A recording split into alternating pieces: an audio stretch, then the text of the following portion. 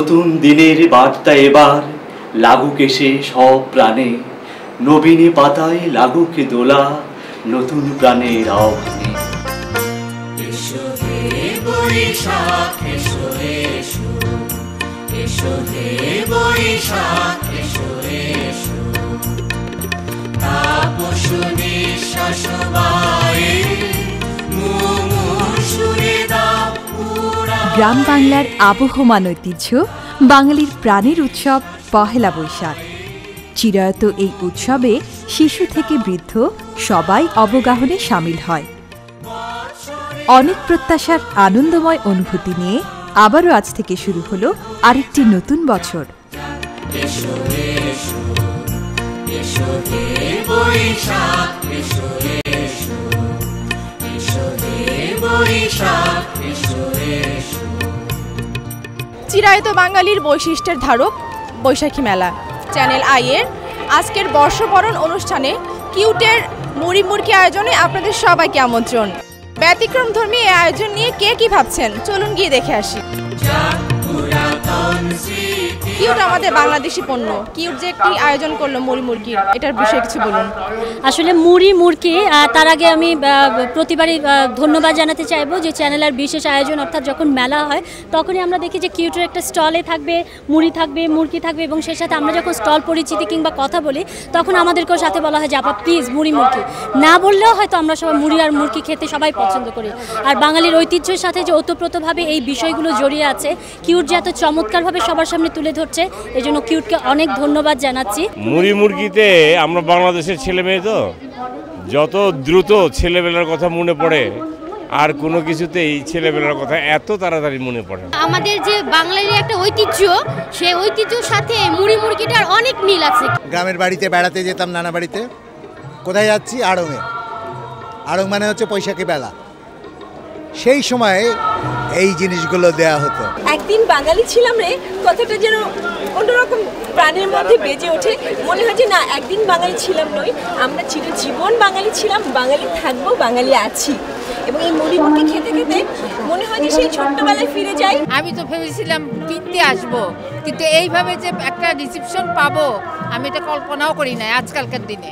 সবচেয়ে বড় কথা হচ্ছে যে খাওয়াগুলো ছোটোকালে তো অবশ্যই কিছু কিছু খেয়েছি, কিন্তু এখন নতুন করে নতুনভাবে কিউট যে আয়োজন করেছে, এটা আমার কাছে অসাধারণ লাগছে যে আমরা মনে হয় ঘরে ফিরে এলাম। এই মুড়ি মুরকি খুব আমরা বিদেশে পাই না তেমন একটা, আগে গ্রামে পেতাম, নৌকোতে করে বিক্রি হতো। তো সেই মুড়ি মুরকি এখানে এনে আমাদেরকে বিনামূল্যে দেয়া, এই যে কী রকম একটা মজার বিষয়। আমি আজকে সবগুলো খেয়েছি একটু একটু করে, এবং আমার কাছে খুব ভালো লেগেছে। প্রথম ভাবছিলাম যে টাকা পয়সা চাইবে বুঝি, কিন্তু দেখলাম যে কেউ টাকা পয়সা চাইছে না। তো আমাদের কাছে খুব ভালো লেগেছে, এবং এই জন্য কিউটকে ধন্যবাদ।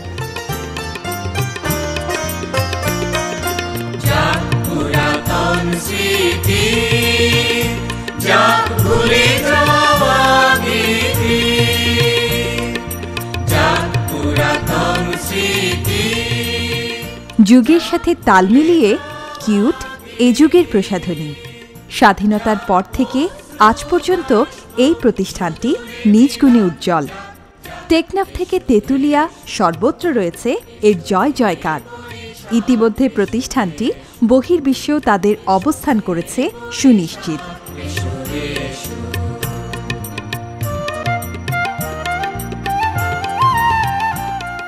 যত যুগই হোক, আমি জানি না কিউটের বয়স কত, এটা আমি এখন রিকল করতে পারছি না, কিন্তু যে যুগই আসুক সে যুগের প্রসাধনী, এটা আমার কাছে অনেক ভালো লাগে। এবং বাংলাদেশের ঐতিহ্যের ধারক ও বাহক হিসেবে কিউট সবসময় দেখেছি প্রতি মেলায়, প্রতি আয়োজনে কিউট থাকছে। কিউট হচ্ছে আমাদের দেশি পণ্য। আমি নিজে ব্যক্তিগতভাবে দেশি পণ্য ব্যবহার করতে পছন্দ করি। শাড়ি বলেন বা কাপড় বলেন, সব ক্ষেত্রেই আমি খুব দেশি প্রোডাক্ট ব্যবহার করি।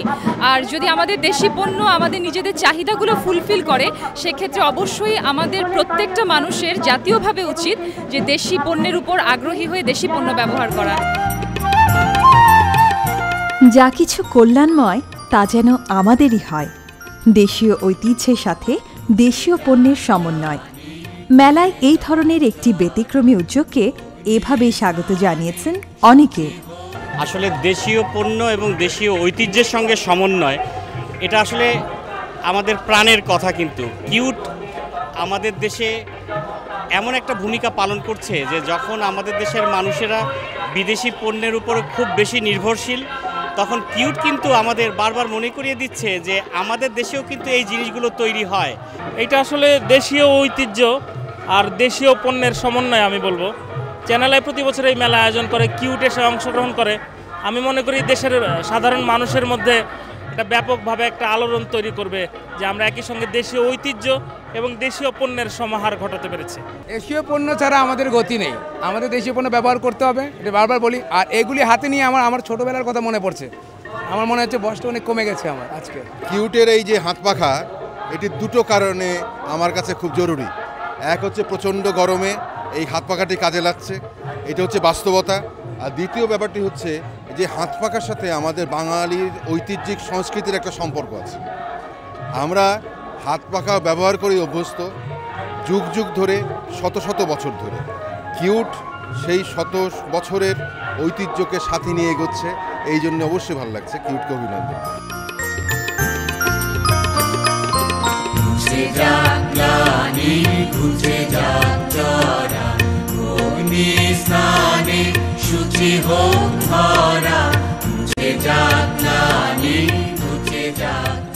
পহেলা বৈশাখ বাঙালির নবজাগরণ, নব উত্থান ও নবজীবনের অভিলাষের দিন।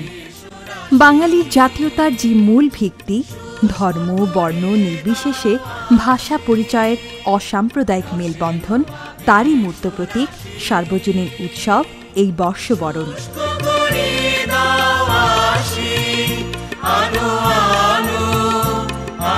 কিউটের এই মুড়মুড়কে আয়োজনকে আমি সাধুবাদ জানাচ্ছি এবং শুভ নববর্ষ সবাই। কিউটের পণ্য ধন্য।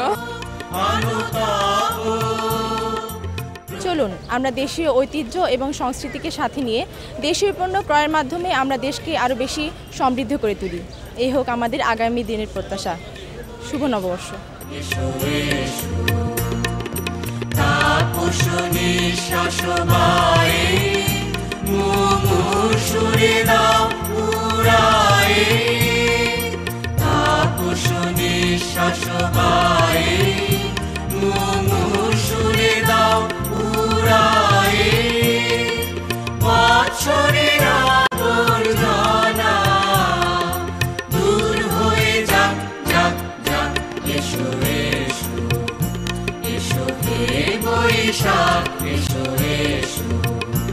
এসো হে বৈশাখ, এসো এসো।